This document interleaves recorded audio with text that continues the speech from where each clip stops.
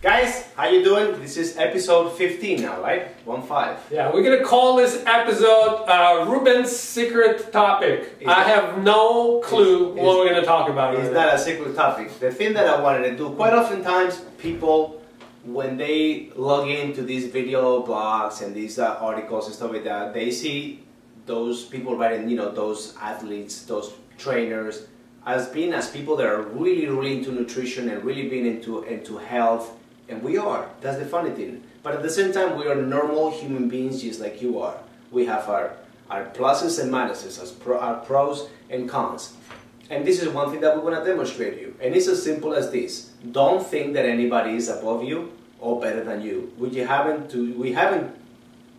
we have done is that we've chosen a career that actually seems to be of interest to you. And that's great, because I might be interested in the career that you do, because guess what?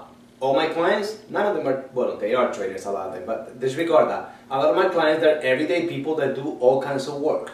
From people being in clergy, to people working on computer data businesses, bankers, financing, athletes, homemakers, male and female both, homemakers, and they do all kinds of stuff.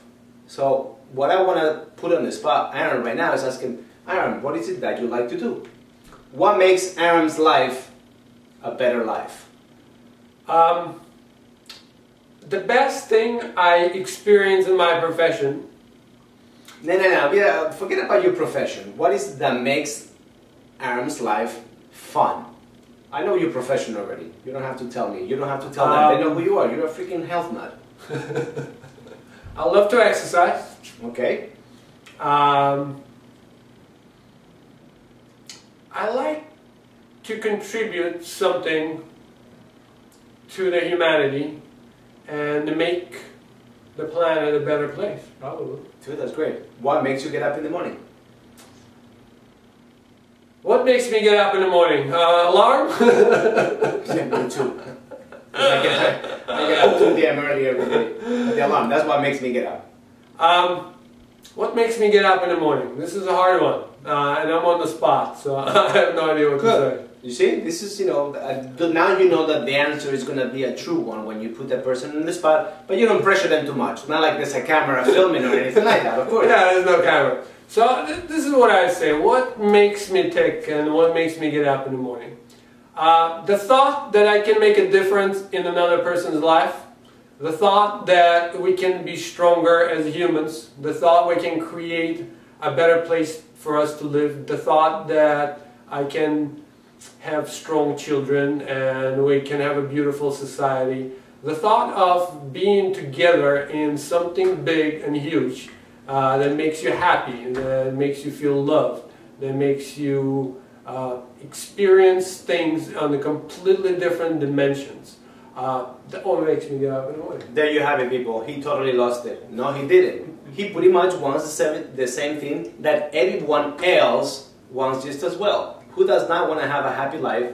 Who does not, that is a loving human being, wants to contribute to the wealth and the health and the well-being of another person? Sometimes whether it's very close to you or not so close to you. Who does not want to have happy, healthy, prosperous children? You see, we are all the same. We just have different positions, or we're different pieces on this complicated game, on this movie, this theater, whatever you want to call it, that life is. We are all the same. If you ask me what makes me happy, it's not any different than his. It's about my relationship with the world, the same thing as you are. And unless you're a complete, a-hole, that's what it is for just about everybody. You might be able to elaborate a lot more than we can, which is good for you, but some people don't even know how to express those same feelings, but they, however, feel the same thing. Just because they don't know how to manifest it or how to express it, it doesn't mean that they don't have the same drive. So, this is the one thing that we want to pretty much touch bases on. Since you know what makes you feel happy, what makes you thrive, what makes you alive, think about this now. What do you want to be remembered as? Because in order to be remembered for something, that means that you have to create it now in the now so you could be remembered later. And that's called legacy. This is one of the first, most profound, and most revealing lessons that my mentor and his mentor as well, c.h.e.k, taught me, is to find out what is your legacy. What do you want to remember? What do you want to be remembered as in your life once you check out, or you pass away, or you transcend, or you just die? Disintegrate. Whatever, yeah, putrefy, you know. What do you want to be remembered as? Because that you want to be remembered as, well, ego is going to have a factor on it. But guess what? Ego is going to get almost his own face slapped because he will have to create it in the now and in the near future so you can have it in the upcoming future. So we will talk about what legacy is, and you can read it on your own, but think about this. And this is not a particular episode where we're ragging on anything. I'm actually talking about myself. I want to be remembered as many things. So if I want to be remembered as such, guess what? I have to do them today, and tomorrow, and the day after tomorrow, and on and on and on until the day that I kick the bucket. And when that happens, then I might be remembered as that according as to what I wanted to have my legacy be. So, ponder on that one. Think about your legacy, write it down in your comments, share it. And once in a while, we're going to throw one of these monkey wrenches your way and make you think.